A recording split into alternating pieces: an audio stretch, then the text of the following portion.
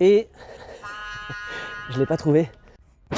Le délire des ingénieurs avec cette capote, c'était de se dire qu'une fois que les portières sont baissées et que la capote est relevée, on a des sensations proches de celles de la moto. Alors évidemment, chez Brop, on connaît aussi un peu la moto, donc on va essayer.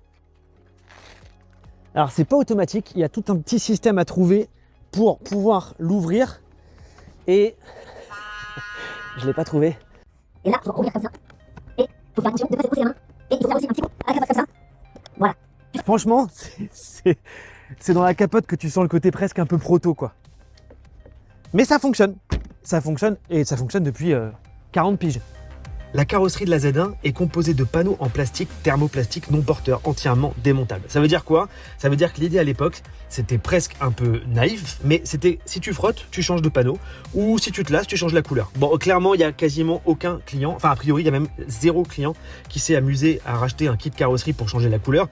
Mais en tout cas, la Z1, elle est pensée comme ça dès le départ. Mais la véritable avancée technologique de cette voiture, c'est pas sous le capot que ça a lieu. En fait, ça se voit pas du tout. C'est là